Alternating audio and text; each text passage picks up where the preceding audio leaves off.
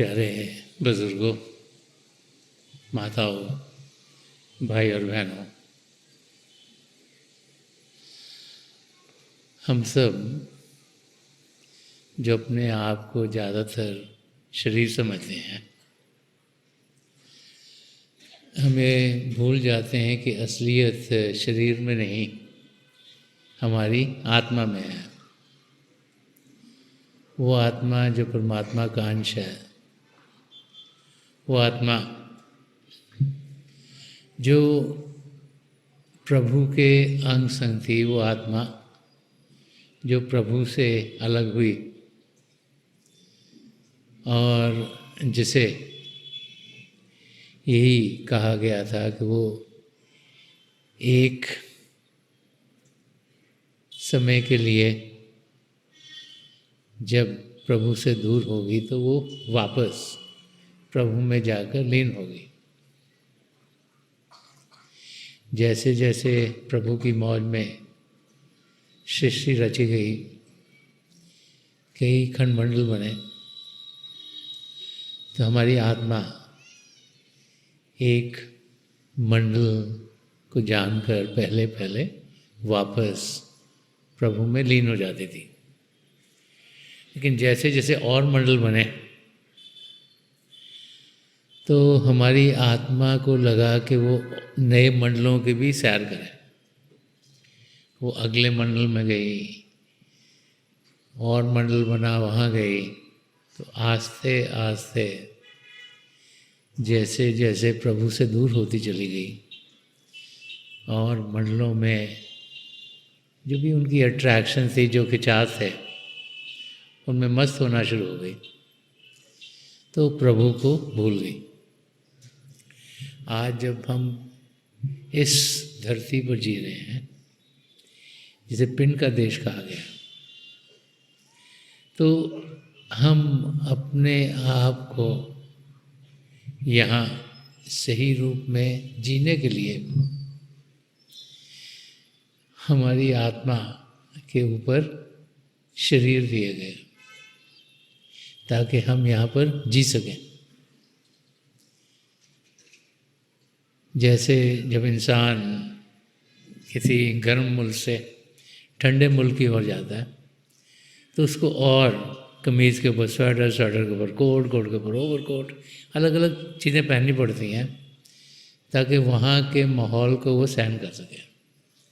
तो हम लोग तो उस देश के वासी हैं जहाँ प्रेम ही प्रेम है, सच्चाई सच्चाई है, एकता ही एकता है, और वहाँ पर हमें किसी चीज़ की ज़रूरत नहीं थी।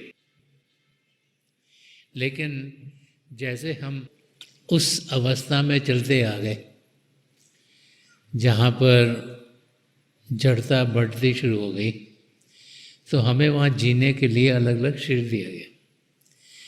तो अब हमारी हालत ये है कि ये जो फिज़िकल बॉडी है, जो हमारा ये शरीर है,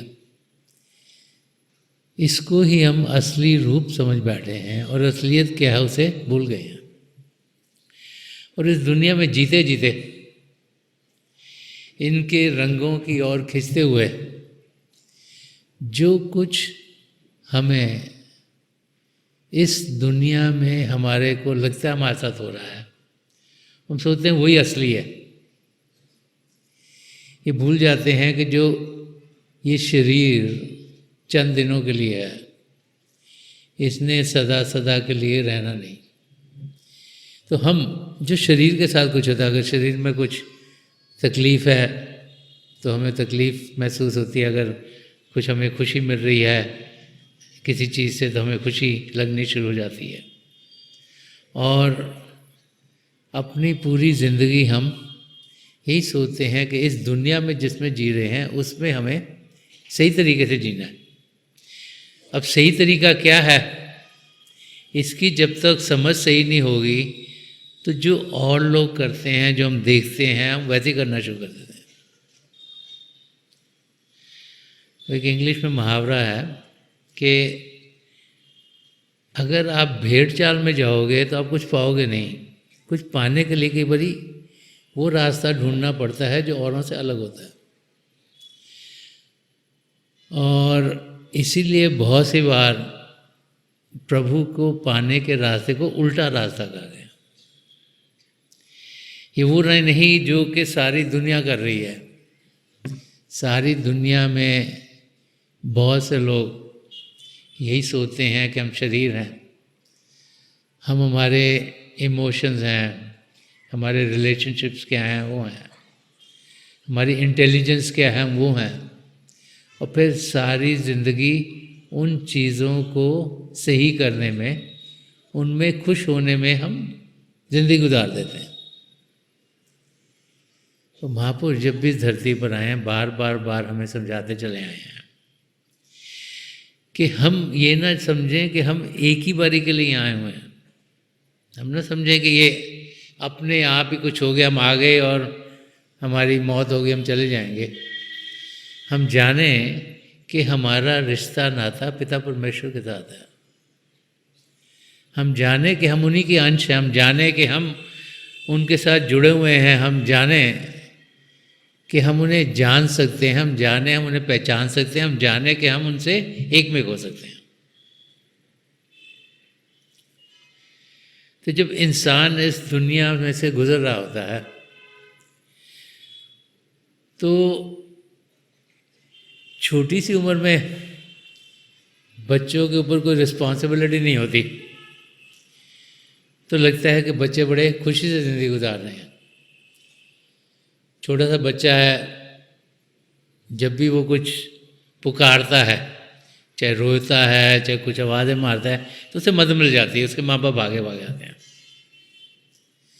और क्योंकि कोई रिस्पॉन्सिबिलिटी नहीं होती तो लगता है कि बच्चों की ज़िंदगी बड़े आराम से गुजर रही है। जैसे ही बच्चा बड़ा होता है, थोड़ी सी रिस्पॉन्सिबिलिटी इंसान के ऊपर आती है तो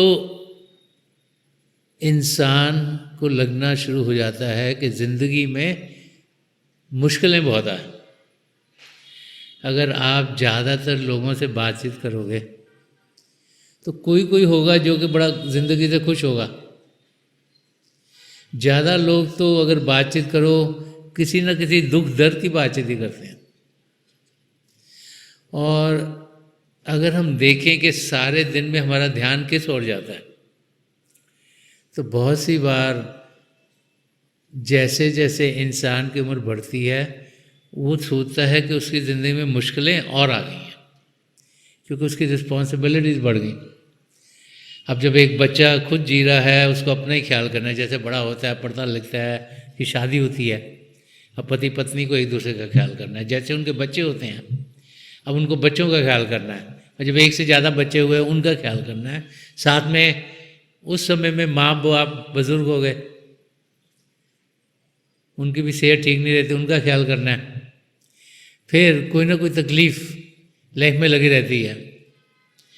तो हम लोग ज़्यादातर उन मुश्किलों में ही घिरे रहते हैं। तो ज़िंदगी जिए तो जिए कैसे?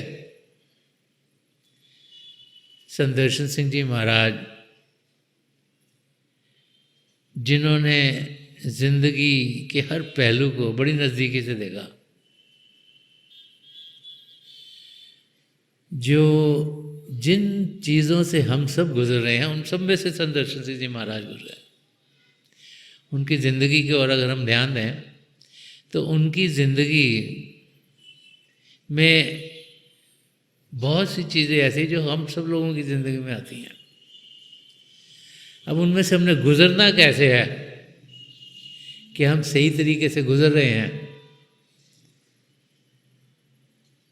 ये संत दर्शन सिंह जी महाराज अपने लफ्ज़ों में हमें समझा रहे हैं कि जब हम इस दुनिया में से गुजरें तो हमारी ज़िंदगी कैसी होनी चाहिए। जब तकलीफ़ों की ओर ध्यान आता है तो उनसे हम बचें कैसे, और जिसे हम तकलीफ़ समझते हैं असलियत में वो है क्या। क्योंकि हमारा तो नज़रिया सिर्फ बाहर की दुनिया का है, हमारा नज़रिया सिर्फ ऊपर की चीज़ों का है। असलियत क्या है वो संत दर्शन सिंह जी महाराज हमें इस एक शेर के ज़रिए समझा रहे हैं इंटरेस्टिंग ये है कि जब भी हम संत दर्शन सिंह जी महाराज के लिखे हुए लफ्ज़ों को पढ़ते हैं तो एक एक लफ्ज़ में इतना उन्होंने मीनिंग डाला हुआ होता है कि उसको अगर सही रूप में हम समझ जाएंगे तो फिर हम अपनी ज़िंदगी बड़े आराम से गुजार पाएंगे। हर एक शेर उनका अलग अलग पहलू ज़िंदगी को खोलता है और हर एक शेर उनका ऐसा है जो कि असलियत को हमारे सामने खोल देता है अगर हम उसकी गहराई तक पहुंच जाएं। तो तकलीफ़ें, सफरिंग, पेन, ये जो ज़िंदगी में आता है उसका सही मतलब क्या है और उससे हम डील कैसे करें और कैसे ज़िंदगी जीनी चाहिए, ये जानते हुए कि ये चीज़ें होंगी, ये संत दर्शन सिंह जी महाराज ने इस शेर में समझाया। और जो उन्होंने पहलू खोला है अगर ऊपर से पढ़ेंगे तो समझ में आएगा नहीं, अगर उसकी गहराई तक जाएंगे तो समझ में आएगा कि संत दर्शन सिंह जी महाराज हमें समझा कर रहे हैं, क्योंकि उनकी शायरी में बड़ी लेयर्स हैं समझने की। इधर ऊपर की लेयर पे समझो ये समझ में आता है, थोड़ा नीचे जाओगे ये समझ में आएगा, और नीचे जाओगे ये समझ में, और डेप्थ में जाओगे और समझ में आएगा। तो संत दर्शन सिंह जी महाराज फरमा गए हैं कि हो गई शिद्दते गम, हो गई शिद्दते गम आप मुदावा गम का। तो ये पहली लाइन में ही बहुत कुछ संत दर्शन सिंह जी महाराज सुना रहे हैं। शिद्दते गम होता है कि गम और ज़्यादा होना, इंटेंसिटी ऑफ सफरिंग। तो फरमा रहे हैं कि तकलीफ आई, अब तकलीफ़ को दूर कैसे करें। और तकलीफ़ें अगर हम देखें तो तकलीफ़ें हमें किस किस लेवल पर आती हैं। सबसे पहले तो हम अपने आप को शरीर समझते हैं तो शरीरी रूप में तकलीफ़ आती है। इंसान जैसे बच्चे से बड़ा होता है तो हम देखते कई बच्चों को छोटी सी उम्र में क्या बड़ी बड़ी प्रॉब्लम हो रही है। किसी के हार्ट में होल है तो कोई बात टाइम से नहीं कर रहा बच्चा, किसी को और तकलीफ़ है, कोई चल नहीं पा रहा। तकलीफ़ें छोटी सी उम्र में आनी शुरू हो जाती हैं।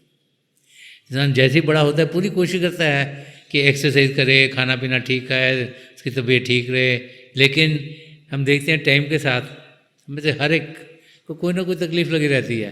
किसी को सांस ठीक से नहीं आ रहा, किसी को पता लगता है जी किडनी में प्रॉब्लम हो गई, किसी को कोई प्रॉब्लम, किसी को कोई प्रॉब्लम। तो हम देखते हैं टाइम में हर एक लेवल पर इंसानों के साथ कोई ना कोई फिज़िकल प्रॉब्लम लगी रहती है, जहाँ पे शरीर वैसे काम नहीं कर रहा जैसे वो करना चाहिए। और जैसे उम्र बढ़ती है तो और चीज़ें भी प्रॉब्लम में आ जाती हैं, जैसे जोड़ों में दर्द, जैसे डाइजेशन प्रॉब्लम, और किस्म की तकलीफ़ें भी इंसान के अंदर आती हैं। तो हम उनको सॉल्व करने की कोशिश करते हैं। जिस किस्म का डॉक्टर हमें पसंद हो, होम्योपैथिक हो, एलोपैथिक हो, आयुर्वेदिक हो, यूनानी हो, कोई नेचुरल, तो हम लोग सब चीज़ें ट्राई करते हैं कि हमारी तकलीफ़ दूर हो। कई बार इंसान अच्छी चीज़ें कर रहा होता है, खुशी की चीज़ें कर रहा है, तब भी उसमें दर्द आता है। जैसे आपको खेलने का बहुत शौक है और आप खेल रहे हो, लेकिन गेम खेलते खेलते ही कुछ होता है कि आप गिर गए या कुछ और हो गया, खेलते खेलते कुछ और हो गया जिससे कि बॉडी में तकलीफ़ आ गई। तो तकलीफ़ फिज़िकली हमारी लाइफ में आती है। अगर हम देखें कि हम जब इस दुनिया में जीते हैं तो हमारा एम क्या होता है। ज़्यादा लोग सोचते हैं कि दिमाग को तेज करो, कि इंटेलेक्ट, जो हमारा दिमाग है, तेज हो। हम पढ़ते लिखते क्यों हैं? ताकि दिमाग तेज हो, हम दुनिया की चीज़ों को जानते हैं। पढ़ाई लिखाई क्या है? दुनिया की चीज़ों की जानकारी।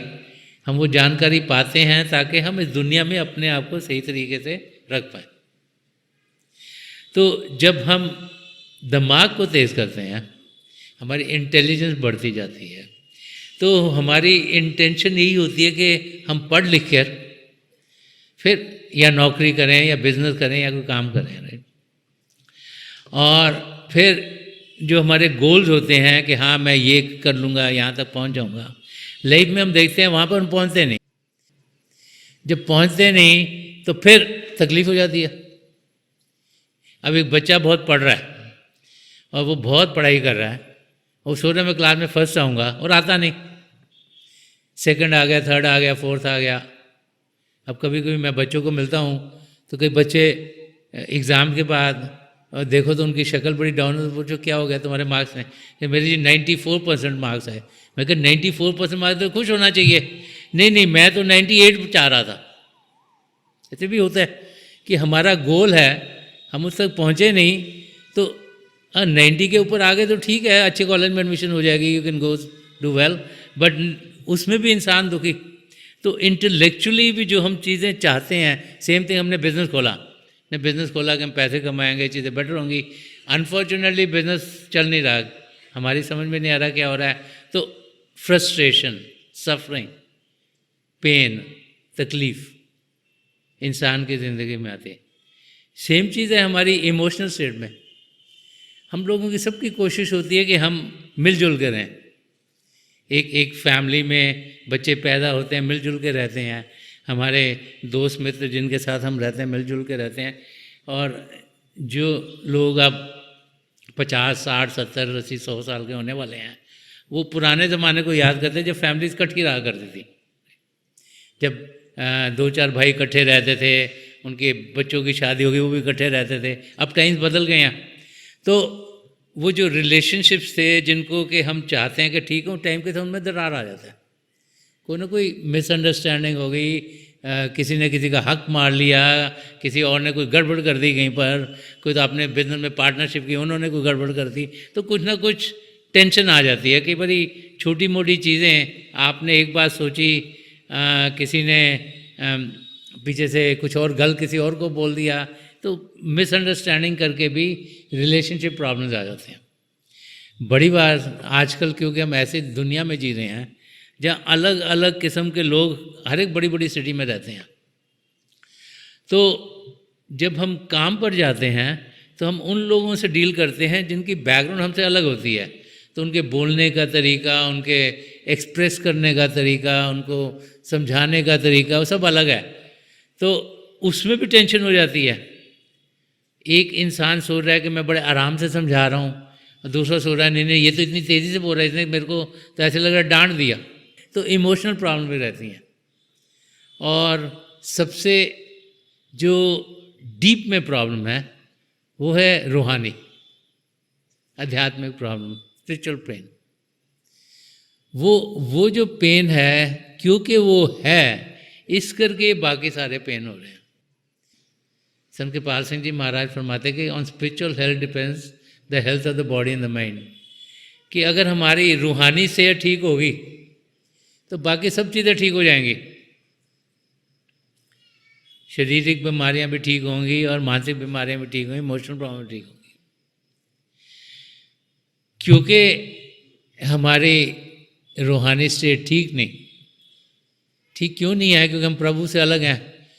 जहाँ से हमें खुशी मिलनी है, जहाँ से आनंद मिलना है, उस ओर हमारा ध्यान है नहीं, और ध्यान हमारा उस ओर है जहाँ से हमारे टेम्परेरी चीज़ें मिलती हैं।